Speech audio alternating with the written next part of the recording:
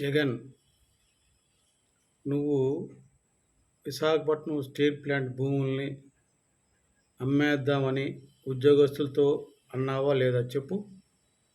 అటువంటి వెధవ నువ్వు నీ భార్య భారతి నడుపుతున్న సాక్షి పేపరు, సాక్షి టీవీల్లో మరి నీ గురించి ఎందుకు చెప్పట్లేదు? జగన్మోహన్ రెడ్డి విశాఖపట్నం స్టీల్ ప్లాంట్ భూముల్ని అమ్మేద్దామన్నాడని ఎందుకు చెప్పట్లేదు? అది చెప్పకుండా చంద్రబాబు నాయుడు గారు, పవన్ కళ్యాణ్ గారు, పురంధేశ్వరి గారు ముగ్గురు మోసగాళ్ళు.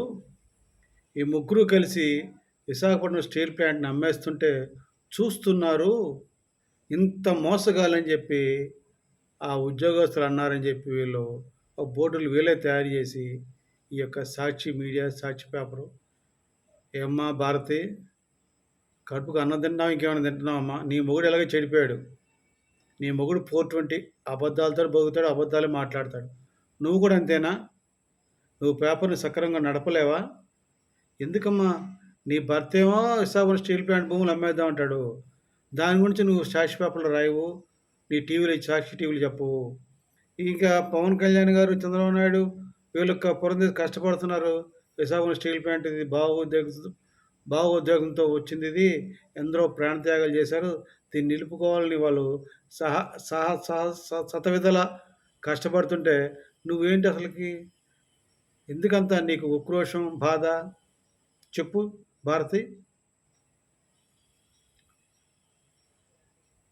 విశాఖపట్నం స్టీల్ ప్లాంట్ అమ్మేద్దామని చెప్పి తప్పుడు రాతలు రాయడం తప్పు కాదా?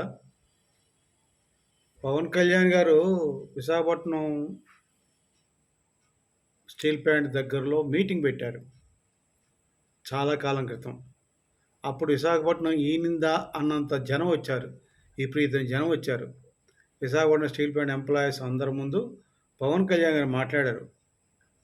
విశాఖపట్నం స్టీల్ ప్లాంట్ గురించి నేను వెంటనే ఇలా ప్రైవేటీకరణ చేస్తున్నా తెలియగానే నేను ఢిల్లీ వెళ్ళాను, అమిత్ షా గారిని కలిశాను, ఆయనకి చెప్పాను ఇది ఇలా చేయకూడదని, తప్పండి ఇది యొక్క ఆంధ్ర ప్రజల యొక్క కంబైన్డ్ తెలుగు రాష్ట్రాల యొక్క భావోద్వేగంతో కూడిన ప్లాంట్ ఇది, దీని ఎటువంటి పరిస్థితుల్లో కూడా ప్రైవేటీకరణ చేయకూడదని అమిత్ షా గారు చెప్పారు.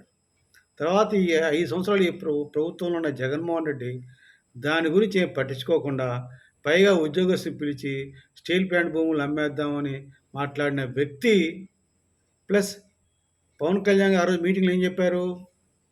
మీరు రండి, ముందుకు రండి, మా జగన్మోహన్ రెడ్డిని అడుగుతున్నాను ఈ మీటింగ్ ద్వారా అఖిలపక్షం కమిటీని వేసి మీరు తీసుకెళ్తే నేను మాట్లాడతా ఢిల్లీలో, ఆ యొక్క క్రెడిట్ నాకు అక్కర్లేదు, నేనే సాధించాను, నేను పవన్ కళ్యాణ్ మాట్లాడిన అక్కర్లేదు, నాకు జగన్మోహన్ రెడ్డి ప్రభుత్వం చేసిందంటాను అంత స్పష్టంగా చెప్తే ఆ రోజున ఒక్క ఉద్యోగస్తుడు రాలేదు, ఒక్క యూనియన్ ముందుకు రాలేదు. ఎందుకంటే అప్పుడు జగన్మోహన్ రెడ్డి భయపడ్డారో లేదో తెలియదు, కానీ నాకు ఇది ఒక మరి జగన్మోహన్ రెడ్డి ఏదో చేస్తాడు, విజయసాయి రెడ్డి ఉన్నాడు కదా దొంగ, వీళ్ళందరూ దొంగలే కదండి, వీళ్ళందరూ అబద్ధాలు మాట్లాడతారు. అబద్ధాలు నమ్మి మోసపోయారు విశాఖపట్నం స్టీల్ ప్లాంట్ ఉద్యోగస్తులు. మళ్ళీ ఈరోజు అందరు నాయకులు కలిసి పవన్ కళ్యాణ్ గారి దగ్గరికి వచ్చి కలిశారు.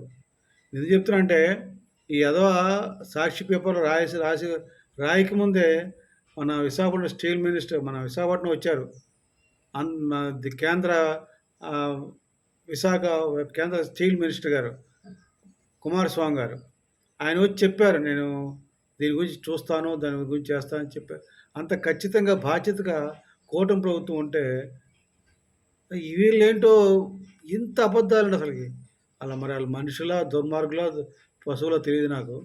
ఆయన కుమారస్వామి గారు చెప్పారు, ఇది ఎటువంటి పరిస్థితుల్లోనూ ప్రైవేటీకరించేమో, మేము దీని గురించి చూసుకుంటాము, దీని ఒక మార్గంలో పెట్టడానికి ప్రయత్నం చేస్తామని చెప్పారు. అలాగే ఇంకా భూపతి వర్మ గారు, ఆయన కూడా మినిస్టర్ బీజేపీ నుంచి ఆయనే చెప్పాడు. పవన్ కళ్యాణ్ గారు అయితే ఖచ్చితంగా నేను దీని గురించి మాట్లాడతాను, చేస్తానని చెప్పారు. నేను ఉద్యోగస్తులు అడిగారు, ఆయన ఏంటి మీతో అన్నట్టు కదా జగన్మోహన్ రెడ్డి విశాఖపట్నం స్టీల్ ప్లాంట్ భూములు అమ్మేస్తానంటే, అవును సార్ మాతో అన్నాడని వాళ్ళు చెప్పారు. ఇప్పటికైనా మించిపోయింది లేదు, వాళ్ళు వచ్చారు, సంతోషం.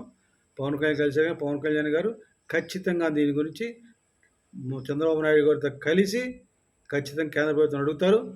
కేంద్ర ప్రభుత్వం ద్వారా విశాఖపట్నం స్టీల్ ప్లాంట్ ప్రైవేటీకరణ కాకుండా ఆపుతారని ఈ వీడియో ద్వారా విశాఖపట్నం స్టీల్ ప్లాంట్ ఉద్యోగస్తులకి, విశాఖపట్నం స్టీల్ ప్లాంట్ కోసం ఇచ్చిన ఎంతోమంది వేలాది మంది రైతులకి వాళ్ళందరికీ కూడా ఉద్యోగాలు వచ్చేటట్లు, వాళ్ళందరూ కూడా ఆ యొక్క ఏమైనా డబ్బులు రావాల్సిన డబ్బులు పరిహారాలు, భూ పరిహారాలు వస్తాయి అవన్నీ అందాలని కోరుకుంటూ అందుతాయని చెబుతూ సెలవు తీసుకున్నాను.